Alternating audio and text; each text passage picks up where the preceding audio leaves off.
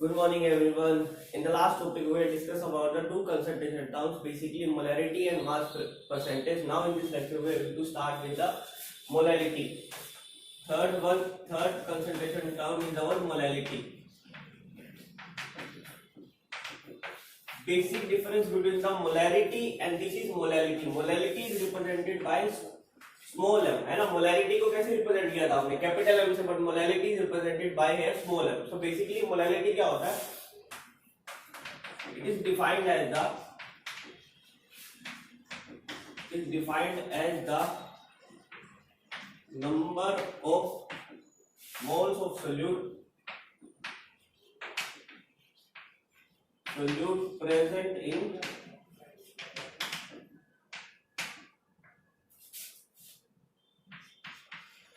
1 kg solvent, है ना. 1 kilogram में या in A kilogram of solvent, है ना. इन अ किलोग्राम में बोल सकते हैं, 1 किलोग्राम बोल सकते हैं बेसिकली, जैसे हमने मोलैरिटी में किया था, है ना, कि बेसिक कितने नंबर ऑफ मोल प्रेजेंट है उसको उतना मोलर बोलेंगे, है ना. 1 मोलर होगा तो जनरली हम 1 kg की बात करते हैं. अगर 1 मोलर से ज्यादा हुआ क्वांटिटी तो definitely it will change accordingly, है ना. किलोग्राम जो है अकॉर्डिंगली चेंज होंगे फिर, बट रहेगा किलोग्राम में. ये करते हैं केजी में ही रहने वाला है. किसका? देखो मास ऑफ सॉल्वेंट की बात कर रहे हैं, थोड़ा ध्यान रखें, है ना. मास ऑफ सॉल्वेंट की बात करें तो फॉर्मूला क्या आएगा इसका? m will be equal to number of moles of solute, है ना, represented by small m divide by mass of solvent. Mass of solvent की बात कर रहे हैं, सॉल्यूशन की बात नहीं कर रहे. मास ऑफ सॉल्वेंट इन किलोग्राम, है ना. सबसे इंपॉर्टेंट बात किलोग्राम में याद रखना आपको ये चीज. तो सिंपल ये है. और इसकी ऐसा यूनिट क्या होने वाली है?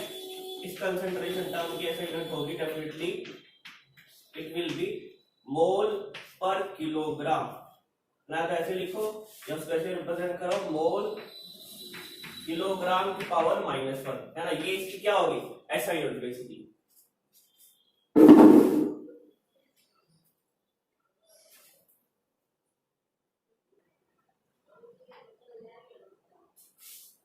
Now let's see one question here.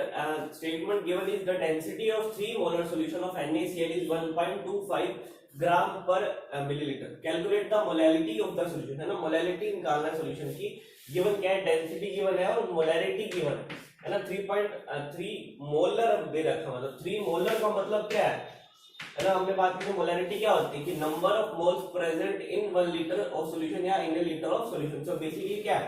3 molar का मतलब है कि 3 मोल्स प्रेजेंट है. 3 मोल्स ऑफ किसके? NaCl के.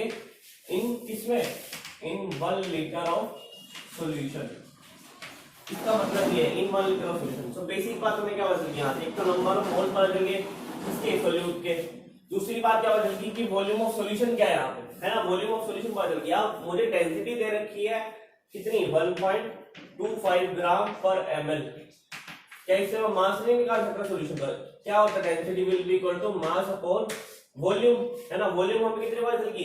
1 लीटर, या 1 लीटर को मैं अगर ml में चेंज करूं तो कितना आएगा? 1000 ml. तो क्या करूंगा? सिंपली मास इसको मल्टीप्लाई कर दूंगा, है ना. मास को इन दोनों को मल्टीप्लाई कर दूंगा तो मास निकल जाएगा. तो mass of solution will be equal to 1.25 gram per ml multiply में 1000 ml. ml से ml कैंसिल, बचा कितना? 1250 ग्राम. ये मास आ चुका किसका? ये मास ऑफ सॉल्यूशन की बात कर रहे हैं, बट हमें चाहिए कौन सा? मोलैलिटी में मास ऑफ सॉल्वेंट चाहिए किलोग्राम में.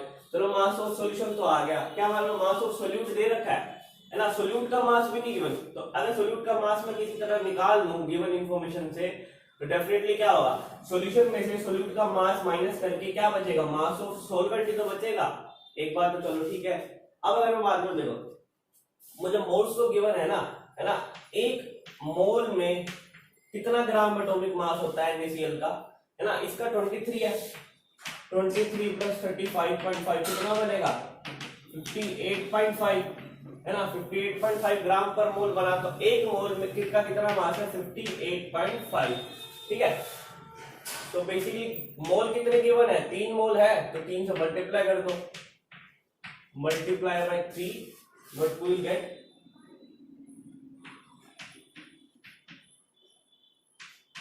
ये 175.5 ग्राम. ठीक है 175.5 ग्राम हमें मिलेगा 3 मोल्स का वेट, है ना। एक बात तो ये बनेगी, चलो ठीक है।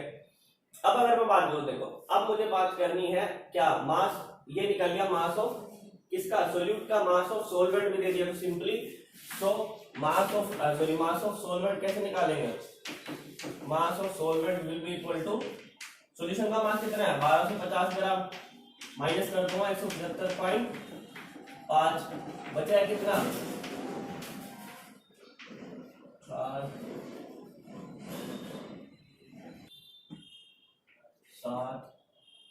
708, ये बता 1074.5 ग्राम। इसको मैं किलोग्राम में चेंज करूँ, सबसे इंपॉर्टेंट बात, किलोग्राम में चेंज करने की, डिवाइड बाय 1000 करूंगा तो कितना आ जाएगा 1.0745 किलोग्राम। ये क्या आ गया, मास of solvent in KG 1.0745।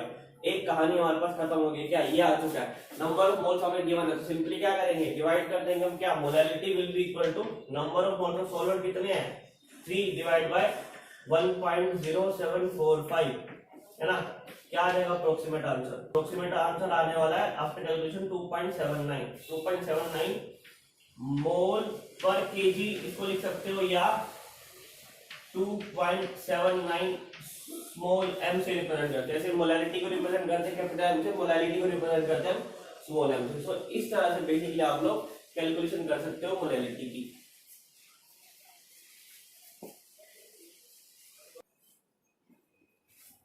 Now next concentration term की बात करेंगे। Fourth concentration term here is normality which is represented by N, capital N, है ना। नॉर्मेलिटी की बात करेंगे तो थोड़ा सा डिफरेंस क्या आता है यहाँ पे, नॉर्मेलिटी जो है वो बता रहा है बेसिकली, चलो सीधा फॉर्मूला से स्टार्ट करते हैं, डेफिनेशन बाद में देखते हैं। Normality is the number of gram equivalent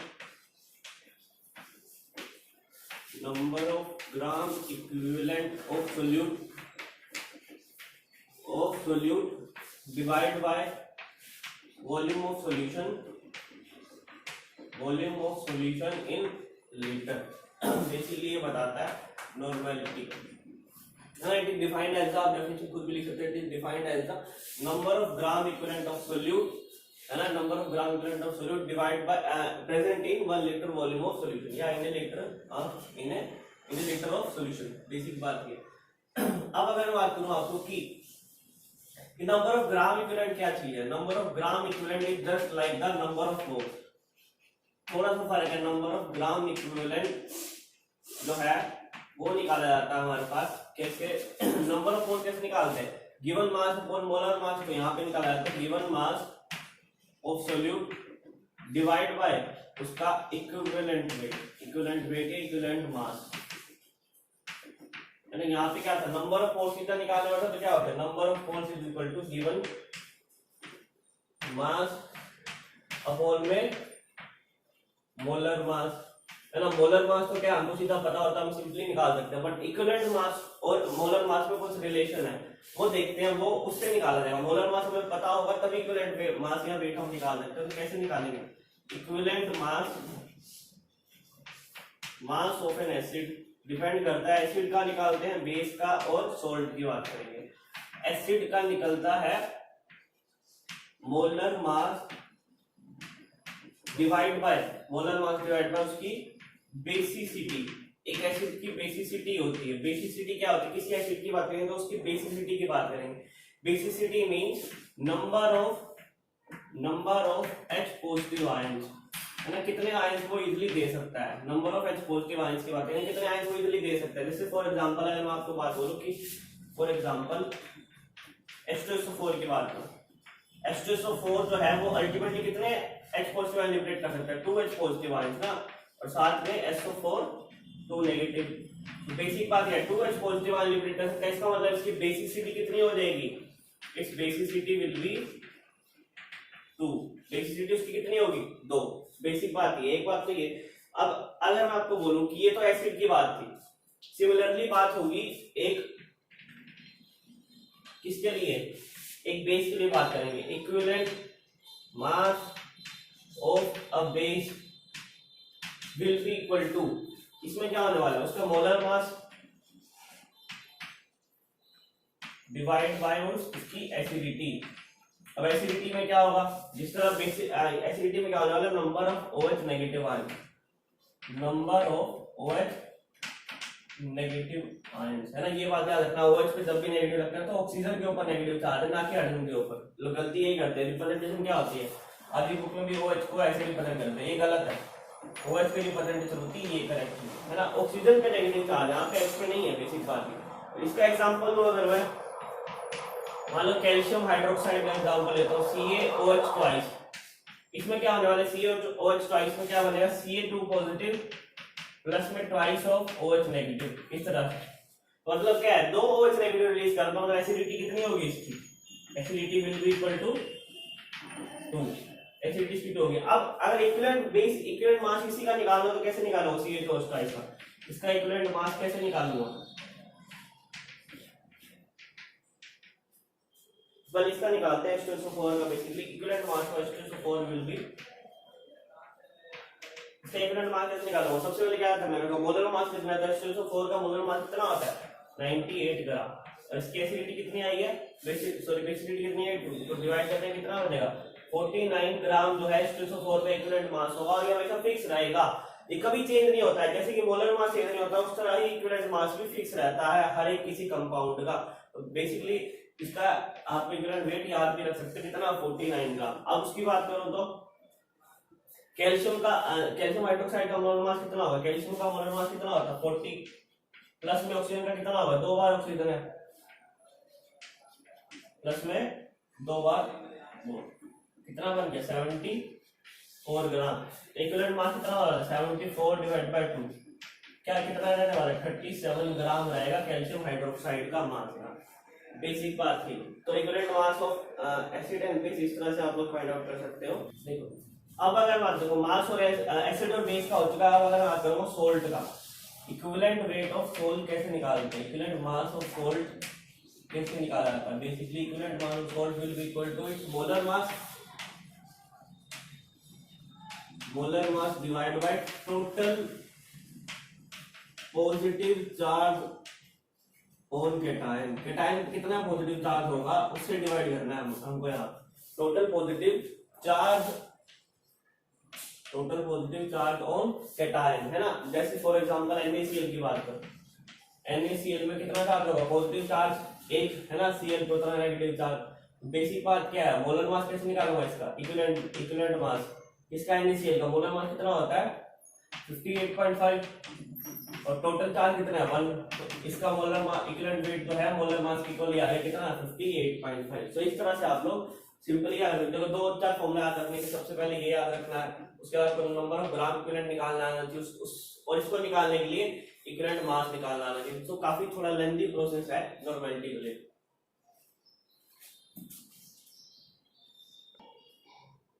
Now let's see another question based on normality. इसमें given क्या स्टेटमेंट में solution of oxalic acid is prepared by dissolving 0.63 gram of oxalic acid, है ना, 0.63 ग्राम क्या दे दिया हमें, गिवन वेट दे दिया किसका, गिवन मास ऑफ सोल्यूट क्या है यहाँ पे हमारे पास ऑक्सैलिक एसिड का फॉर्मूला क्या होता है, basically C+OH COH dot 2H2, ये बेसिक फॉर्मूला है इसका ऑक्सैलिक एसिड। देखो खोल के लिखोगे तो क्या बनेगा इस तरह से, ये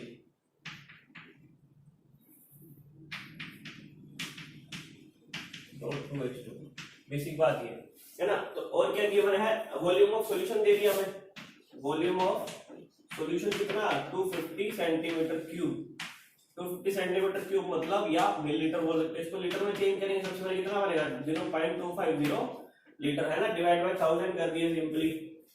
अब मुझे क्या चाहिए, देखो नॉर्मलिटी निकाले, नॉर्मलिटी की सबसे पहले चाहिए ग्राम इक्विवेलेंट, है ना, नॉर्मलिटी का क्या था gram equivalent divide by volume of solution in litre, है ना। अब ग्राम इक्विवेलेंट के लिए सबसे पहले मुझे क्या चाहिए, ग्राम इक्विवेलेंट कैसे निकालते थे, ग्राम इक्विवेलेंट क्या था, given mass upon equivalent mass, है ना, given mass upon equivalent mass. उसके बाद इक्विवेलेंट मास कैसे निकालना था,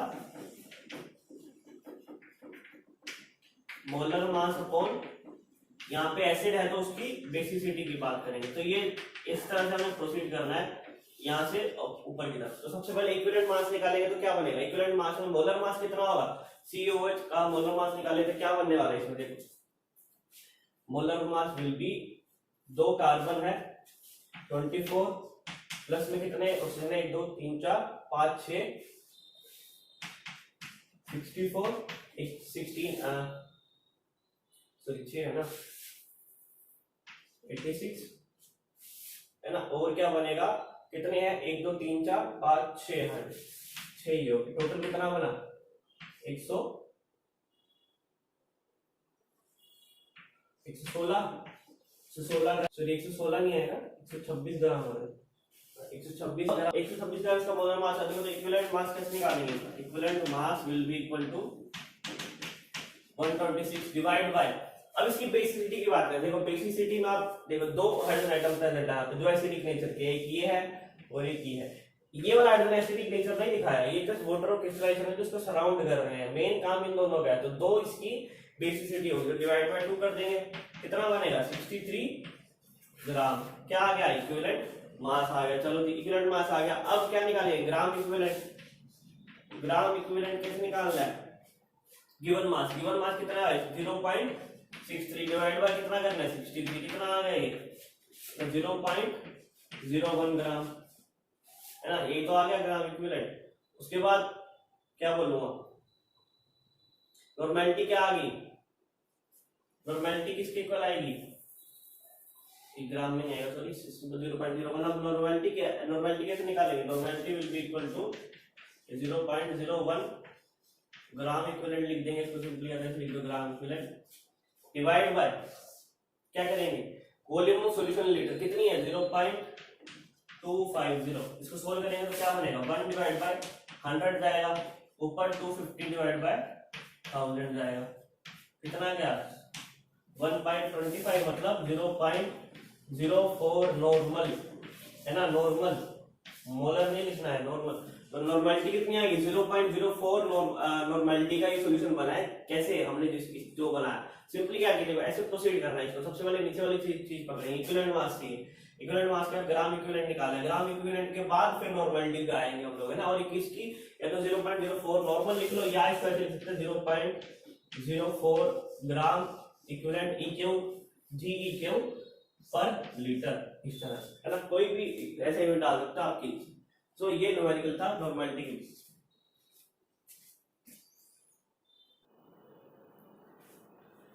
Now let's talk about the fifth concentration term here is strength। किसी भी सॉल्यूशन की स्ट्रेंथ बतानी है तो बेसिकली हम उसको क्या बोलते हैं, कितना उसमें मास प्रेजेंट है पर लीटर ऑफ सॉल्यूशन में है ना। तो इसमें स्ट्रेंथ की वो क्या होने वाली definition, strength is defined as the mass of solute in gram present in 1 liter of solution या liter of solution, volume of solution in litres की बात करेंगे यहाँ पे भी। सो बेसिक बात क्या, strength is mass of solvent in gram divide by volume of solution in litre. तो इसकी ऐसे यूनिट क्या होने वाली है, इट्स ऐसा यूनिट विल बी ग्राम पर लीटर है ना, ग्राम पर लीटर ऐसे लिखो या इसको ऐसे लिखो ग्राम L की पावर -1। तो बेसिकली स्ट्रेंथ ये डिफाइन करता है। और अगर और 6th कंसंट्रेशन टर्म है हमारे पास, next mole fraction, next concentration term है mole fraction. Mole fraction define करता है ना, देखो पता चलता है साफ मोल फ्रैक्शन, 2 मोल्स की फ्रैक्शन की बात करने वाला है। इस तरह मैं बोलूं कि जिस भी कंपोनेंट का, मान लो 2 कंपोनेंट से बना है A प्लस B, सॉल्यूशन जो है हमारे पास 2 कंपोनेंट से बना हुआ है A और B। A is a solvent ले लिया मैंने, B को ले लिया मैंने सोल्यूट, ठीक है। अब क्या करूंगा, मुझे मोल फ्रैक्शन निकालना है, mole fraction represented by X है। मोल फ्रैक्शन निकालना मान लो A कंपोनेंट का, तो मैं क्या करूंगा, mole fraction will be equal to number of moles of that component है ना, A कंपोनेंट का निकालना तो उसके number of moles divide by total number of moles, divide by total number of moles है ना। टोटल नंबर ऑफ मोल्स कितने होने वाले हैं बेसिकली, या ऐसे लिख लो इसको simply total number of moles, या क्या लिखो Na divide by Na plus में एनबी, है ना, टोटल नंबर ऑफ मोल्स यही तो होंगे।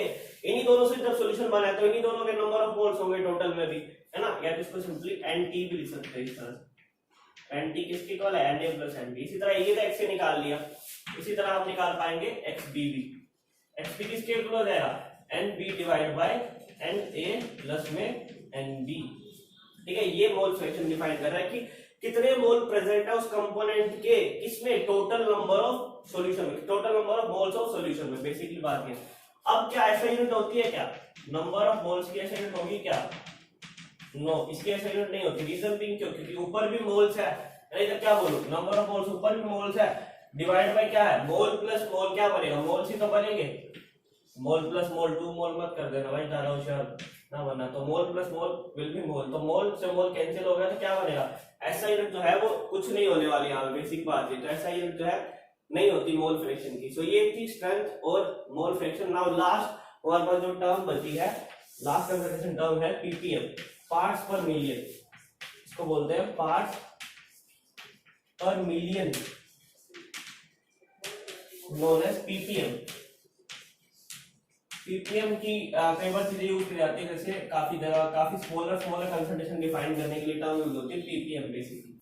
सो मान लो इसमें भी सेम चीज, जैसे यहाँ पे ये चीज थी, यहाँ पे क्या है, यहाँ पे क्या हो जाएगा, मतलब दो कंपोनेंट है ए और बी, ए कंपोनेंट का पीपीएम बता रहे मुझे, ppm of A will be equal to mass of A, उस कंपोनेंट का mass divide by mass of solution, पूरे सॉल्यूशन का मास कितना होगा, और मल्टीप्लाई करेंगे हम 10 की पावर 6, है ना, मिलियन जिसको बोलते हैं, 10 की पावर 6 है। तो ये पीपीएम ऑफ कंपोनेंट ए बता देगा, ये बात नहीं है बस। अब अगर बात करें, देखो हमने 7 कंसंट्रेशन टर्म पढ़ ली पूरी, है ना, कौन कौन सी, मास परसेंटेज पढ़ लिया, मोलैलिटी पढ़ ली, नॉर्मेलिटी पढ़ ली, स्ट्रेंथ हो गया बेसिकली, मोल फ्रैक्शन हो गया, और पार्ट्स पर मिलियन 7 टाइम्स की हमने।